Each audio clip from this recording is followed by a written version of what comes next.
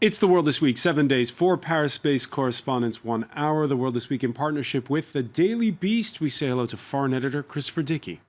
Hi. Nice to see you. Nice to be here. All right. We welcome as well journalist Anne Penkett, who also peddles in fake news. No, I'm just kidding. Whoa. Where did that You've come got a from? novel out. Oh, fiction. Yes. Fiction is not fake news, is it? Art is news that stays news. Okay. Also with us, Elena Servatas of the Russian language service of sister station Radio France International. Hi. Nice to see you. Nice to see as well Pierre Aski, co-founder of the French news website Rue 89, 89th Street, I suppose is how you translate it. Hello. And the author of an upcoming book ahead of the French elections. It's called Le Droit au Bonheur, The Right to Happiness. It means let's be happy, which is a little bit odd in the French context. Or how should we say, counterintuitive? Maybe. All right. Don't worry, be happy. The World This Week, where you can join the conversation on Facebook and Twitter, the hashtag World This Week. And it's been a tragic one. The brutal final days of the siege of Aleppo. Well, they're being drawn out. The evacuation of civilians and fighters from the last rebel strongholds, a stop-and-start affair, confusion over who's to blame, haggling over the bringing into the mix of besieged Shiite villages in nearby Idlib province. Either way, the carpet bombing of one of the oldest cities on the planet, followed by a month-long ground offensive, puts Aleppo, for many, in the same league as Homs, some might even argue, as Guernica, Dresden and Grozny. Invited to the European summit in Brussels, the mayor of East Aleppo made his hosts squirm. The whole world has betrayed us. International law has been killed in Aleppo. The UN Security Council has become a council which legitimizes crimes. We're forced to go around the world pleading just to have the right to come out of our homes. Earlier, we spoke to Staffan de Mistura, the UN Special Envoy, Christopher Dickey, and he said the situation is bleak, but it's not yet Grozny because there's been this negotiation to evacuate the last civilians. Sure, but the civilians are being evacuated. A lot of them are being evacuated to Idlib. And the whole question is whether those guns will now be turned against Idlib. And we'll see a repeat in Idlib of what we saw in Aleppo. You know, it isn't over. No, it's not over, but it is ending, and it's ending very badly for the opposition to Bashar al-Assad. Is it a fair comparison to things like Guernica or Dresden? Well, Guernica actually was pretty exaggerated, and when we're talking about Grozny, I think it is a fair comparison, because that's the way the Russians know how to fight wars. That's what they do. It was pretty clear from the time that the Russians got involved in Syria that the kind of warfare they would advocate was not anything surgical. It would be Grozny Chapter 3. And that's exactly what we've seen. Anne Penkett?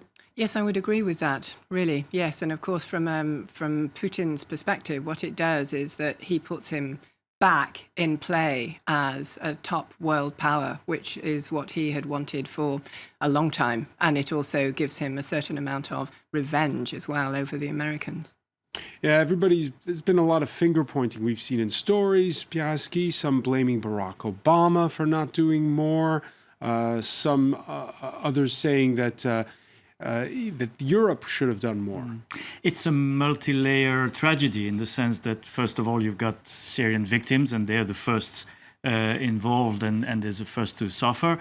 But then, obviously, there's a lot of finger pointing, and as the mayor of Aleppo just said in your subject, the West has failed to solve the Syrian crisis. Could it have solved it?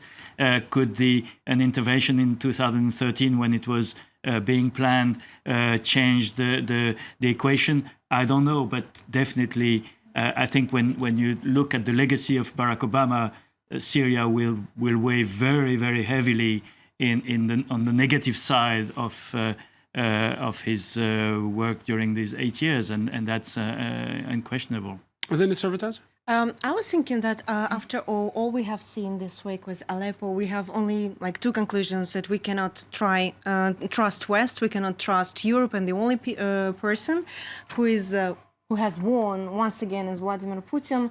I agree with the position with the Grozny method, because still we don't know what his agenda for next. Because as soon as you stop this bombing, you destroy the city, which became grave for not only for international right, but for all the all these things that you mentioned during all this discussion with Bashar al-Assad will not discuss probably with the opposition. He already stated this. So what is next? So Russia from the air, but on the ground, you might argue it's Iran to a certain degree. And are Russia and Iran singing from the same hymn sheet?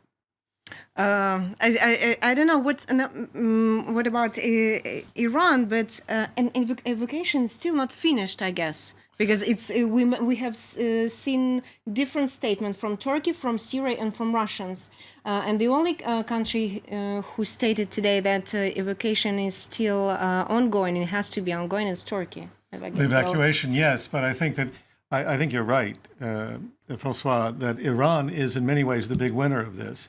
Yes, Russia is bombing. Yes, Russia is coordinating a lot of these activities. But Iran immediately claimed credit for this victory. It claimed credit to some extent in its own name, and certainly in the names of the many militias it's supporting. Not only Lebanese Hezbollah, but militias from Iraq have come in. Some of the bloodiest militias that have come in are militias that it supported in Iraq and that previously murdered American soldiers in Iraq. And they're a lot of the ones who've been stopping the evacuation and causing problems. So who's the big winner here? Iran, to some extent Russia. The United States looks like a big loser, except that it's not actually losing anything. Maybe it's losing prestige. Maybe it feels guilty about this. Maybe some Americans feel guilty about this. But America is not involved in this war. And I think you would be very hard-pressed to find any large number of Americans who want the United States involved in this war. I think in a way it comes back to this conversation that we've been having since Brexit and since Trump, and it's about elites, actually, because all the elites have always said about Syria, oh, don't touch it with a barge pole. You know, it's far too complex. There are too many interests at stake.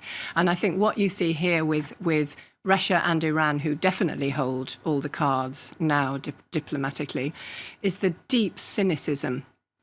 And Putin basically is the spokesman now, as well as the Air Force, for President Assad. What I think Putin may be able to do, though, is to ensure that Syria remains a unified state, which I think is extremely important, because you have started to hear voices saying, well, wouldn't it be better if it split into its component That would be more convincing parts. if these forces were doing anything to stop the growth of ISIS, which they're not. I mean, ISIS retakes the city of Palmyra while all this is going on in Aleppo. Or Assad lets him retake the city. Well, just so. I mean, that's why it's not convincing, this whole idea that they're going to keep this unified state, and yet they're going to let ISIS run rampant in eastern Syria. But what has happened is very significant of the new world we're in, because, as you said, the West has felt that there was only trouble in getting involved in such a complex war. But Putin didn't have these reservations, and he went in because nature hates emptiness. I don't know. Vacuum. Vacuum. That's the nature a horreur du vide, we say in French.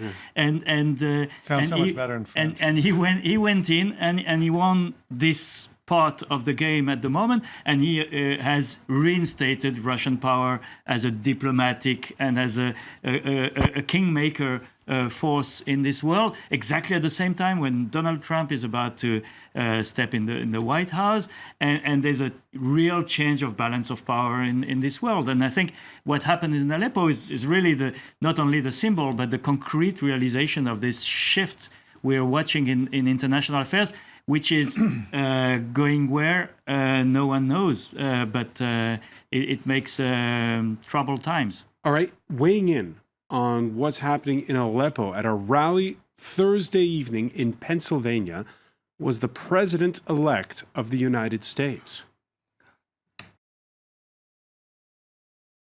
We got enough problems, right? We got to bring our jobs back. We don't want problems. And we'll build safe zones in Syria. When I look at what's going on in Syria, it's so sad. It's so sad. And we've got to help people. And we have the Gulf states. They have nothing but money. We don't have money. We owe $20 trillion. I will get the Gulf states to give us lots of money, and we'll build and help build safe zones in Syria so people can have a chance. So they can have a chance. Ethics reform will be a crucial part of our plan as well. We're going to drain the swamp of corruption in Washington, D.C. More. I think he changed the subject there in the middle of the sentence. And Penkett, your reaction to that? He's talking about safe zones and getting the Gulf states to pay for them. Yeah, and safe zones protected by whom? Oh, the Russians, maybe. Actually, have you noticed that he has not tweeted once about Aleppo since he was elected? But he has tweeted about Vanity Fair. He has, and he's met Kanye West. Maybe Kanye West could set up a safe zone in Syria. Maybe he needs to be in a safe zone. Why did he say that about safe zones? Look, I think he believes, like so much that he says, I think he pretty much believes it when he says it. He just doesn't think through what it actually will take to do it, and he doesn't imagine that anybody ever had this idea before. Like the idea of safe zones has never been examined before. Oh, no, nobody ever thought of that before, Donald. And the idea that the Gulf states are going to support these safe zones, same Gulf states that have been supporting a lot of the opposition militias fighting against the Assad regime. How is he going to square any of these circles? I mean, one of the big problems with his whole idea of Syria is that he thinks you can be in bed with the Russians and fighting the Iranians at the same time. And you can't do that because the Russians and the Iranians are on the same team. He talks about joining that team. Well, good luck with that. I think that Trump's ideas are unformed at about the level of a junior high school student who thinks he's got the solutions to things, but he's got the money and he now got the position to actually talk to people and say, these are my ideas. He's having his Aleppo moment as well. You know, look, I wish America the best. It's my country, but I think it's going to be a very scary time. A lot of the people that are working with him are competent, but will they listen to this stuff? Will they stand for this stuff? I think that's a question we can't answer yet, but my guess is no. I think we're going to have a lot of very short-lived cabinet members. The real problem is that we're 5 weeks after his election, and what he says about an international crisis like Aleppo doesn't make sense. Still, you could have argued during the election campaign that, okay, these are rally words. This is still rally words, but he's already the president-elect, and he should be better informed. He should be making proposals that make sense, and really what we've heard doesn't make sense. So how are the French reacting to this? Because remember that, you know, there's a French aircraft carrier there. There's the French involved militarily, very hawkish when it comes to Bashar al-Assad. How are they reacting right now? I think everybody in Europe is dead scared in the sense that they don't know that it's the unpredictability of the whole situation that's making people scared. The most optimistic ones are saying, "Oh, this is Europe's time. We're going to wake up and we're going to reorganize."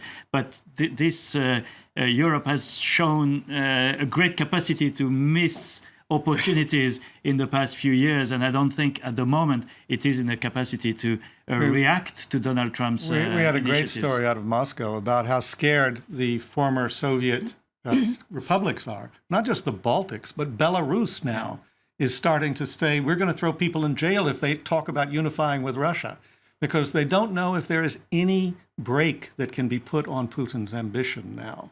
And they have this sense that essentially Trump is opening the door for him to try and recreate a Russian empire of some sort, if not indeed a sort of modern non-Soviet USSR. But I think it's not confirmed yet. Even until now, Putin never showed us that he believes Donald Trump, and he actually mentioned he doesn't know what does it mean, we'll make America great again. You remember he said that? So until, I'm sure he doesn't know. Yeah, he doesn't. and doesn't believe it. Exactly. But still, we don't know what the policy will be, because if once, for example, he's in office, there is people like Paul Ryan, and maybe he will deal with them, they will support Donald Trump, and so he will follow this agenda, but not maybe John McCain's one. So maybe he will change his view on Russia, maybe, or maybe they will fight together. So all right, so let me ask you, the man hired this week when it comes to Trump's foreign policy, the boss of Exxon, Rex Tillerson, who used to be responsible for the Russia operations, I've heard both sides of the argument. One, that he's in the pocket of Putin. No, the other one's saying you want somebody who understands Putin to be able to negotiate with him. It's also completely, not transparent to me yet, because if from one side you can think that Rex Tillerson will cope with Russia, will do everything for sanctions to be left off, but at the same time, when you check how low is the oil price, maybe it's the best opportunity for him not to go on with the deals they concluded in 2011 with Rosneft, and not to lose this money. So it will be, So you think he's still going to be thinking like the boss of Exxon, not like the Secretary of State? I think so. Yes. No, I don't think so. When I'm talking about cabinet members that I think may have a lot of trouble working with Trump, I think he's number one on that list. Rex Tillerson, or T-Rex, as some people like to call him, he's a man who, by the people that I've talked to who know him, who fills the room when he goes into the room. He's a very dynamic guy. He's very smart. He's done business in at least 50 countries, and I don't mean he's building towers and hotels. He's done big business in all these countries, and he really understands the world clearly in a way that Donald Trump doesn't. They're not old friends. He was the default choice for Trump. And he's coming in to basically try and run U.S. policy all around the world. Can he do that with this lunatic president who tweets in the middle of the night? I'm not sure he can. All right. Christopher Dickey, not to put too fine a point on it. Yeah, being subtle there. We'll hear more subtleties when we come back. Stay with us. You're watching The World This Week.